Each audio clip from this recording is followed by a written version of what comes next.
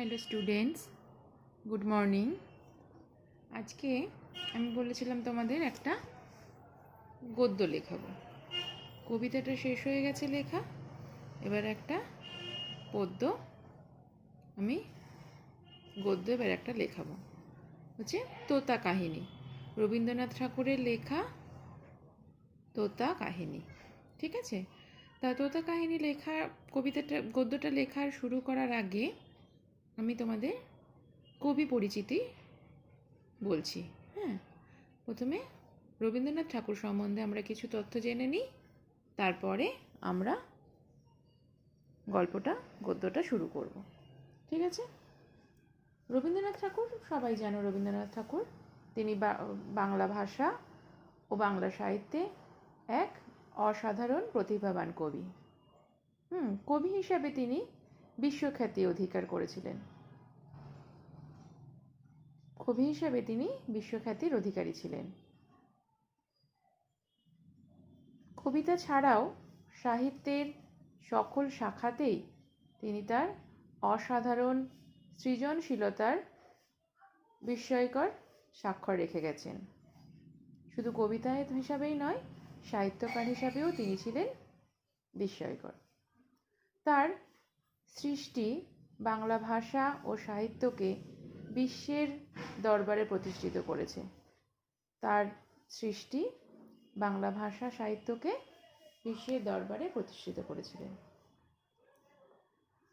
রবীন্দ্রনাথের জন্ম হয়েছিল কলকাতার জোড়াসাঁকো ঠাকুর পরিবারে 1861 খ্রিস্টাব্দে 7ই মে।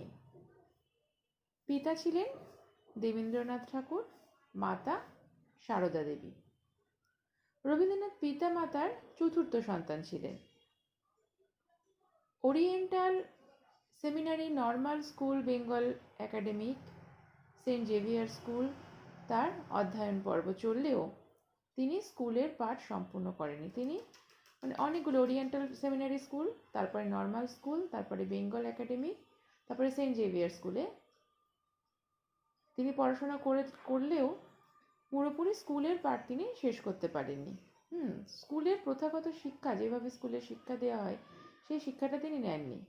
তিনি বিভিন্ন গৃহশিক্ষকের তত্ত্বাবধানে, মানে হোম টিউটারের তত্ত্বাবধানে বাড়িতে তিনি তার পড়াশোনা, অধ্যয়ন ও জ্ঞান অর্জনের কাজ করেছিলেন।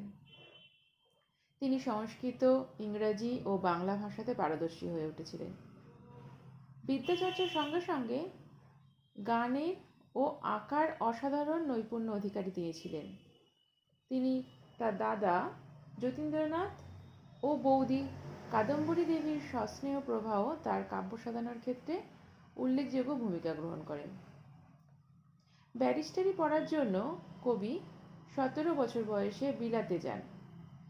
শেষ অবধি তার ব্যারিস্টারি পড়া হয়ে ওঠেনি। রবীন্দ্রনাথের প্রথম কবিতা ছিল হিন্দু মেলার উপহার। বনফুল, কবি কাহিনী, ভানু সিংহের কথা বলি, শৈশব সঙ্গীত, রুদ্রচন্দ্র প্রভৃতি অনেকগুলি কাব্যগ্রন্থ মাত্র 18 বছর বয়সের মধ্যে কবি লিখেছিলেন। ভারতীয় বালক পত্রিকায় কবি ছিলেন নিয়মিত লেখক। তিনি ভারতী পত্রিকায় ও বালক নামে পত্রিকায় তিনি নিয়মিত লিখতেন।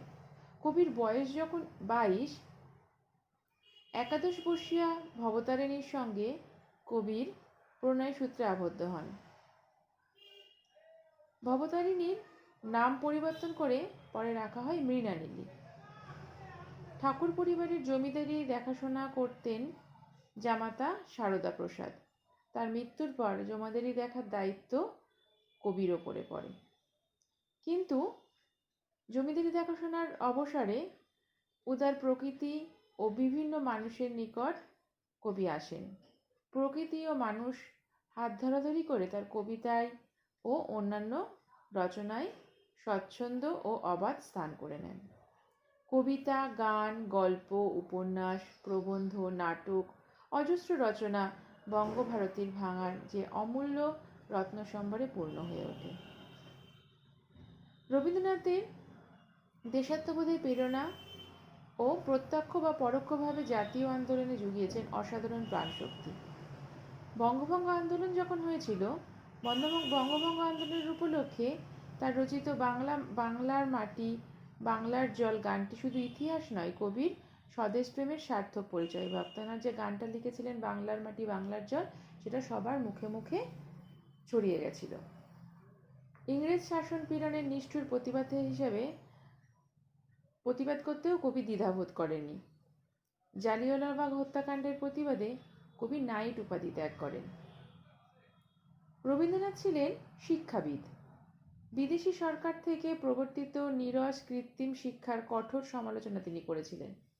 প্রাচীন ভারতীয় শিক্ষা ব্যবস্থা পুনঃপ্রবর্তনের অভিপ্রায়ে যে ব্রহ্মচর্য আশ্রমের প্রতিষ্ঠা করেন, তা পরবর্তীকালে রূপান্তরিত হয় বিশ্বভারতী বিশ্ববিদ্যালয়ে। রবীন্দ্রনাথ সাহিত্যে নোবেল পুরস্কার লাভ করেন 1913 খ্রিস্টাব্দে। পরবর্তী 2 বছর যথাক্রমে কলকাতা বিশ্ববিদ্যালয়ে সম্মানিত ডক্টরেট ও তৎকালীন সরকার স্যার উপাধিতেও কবিকে ভূষিত করেন, অর্থাৎ তখনকার যে সরকার ছিলেন তিনি কবিকে স্যার উপাধি দেন। রবীন্দ্রনাথের সৃষ্টির প্রাচুর্য বিশাল। তিনি প্রচুর সৃষ্টি করেছিলেন, তার সৃষ্টির অগন্তি, গোনা যায় না, যা হিমালয়ের সঙ্গে তুলনীয়। হিমালয় পর্বত যেরকম বিশাল বিরাট, সেরকম কবির সৃষ্টিও ছিল প্রচুর বিশাল বিরাট। রবীন্দ্রসৃষ্ট কাব্য সম্ভার সুবিশাল। কবির কাহিনী ছিল, কি কি কাহিনী তিনি করেছিলেন? কবি লিখেছিলেন বনফুল, ভগ্ন হৃদয় থেকে শুরু করে সুদীর্ঘ কাব্য পরিক্রমা, যাত্রাপথের বিভিন্ন পর্বে রয়েছে নানা কাব্যগ্রন্থ। সেগুলির মধ্যে উল্লেখযোগ্য কিছু হল ভানুসিংহের পদাবলী, কড়ি ও কমল, মানসী, সোনাত্তরী, চিত্রা, চৈতালি, নৈবেদ্য, খেয়া, গীতাঞ্জলি, গীতালি, গীতিমাল্য, বলাকা, পূরবী, পুনশ্চ, সেজুতি, আরোগ্য, জন্মদিনে, শেষ লেখা প্রভৃতি। কবিতা ছাড়াও ছোট গল্প ও উপন্যাসে রবীন্দ্রনাথের অবদান অতুলনীয়।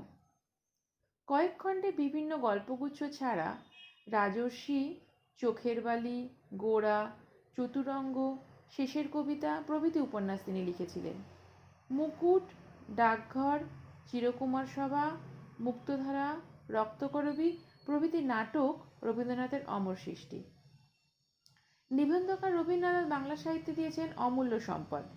প্রবন্ধ গ্রন্থের মধ্যে সাহিত্য, স্বদেশ, ধর্ম, কালান্তর, সভ্যতার সংকট প্রভৃতি তার প্রখর মননশীলতা ও দীপ্ত মনীষার পরিচয়বাহী।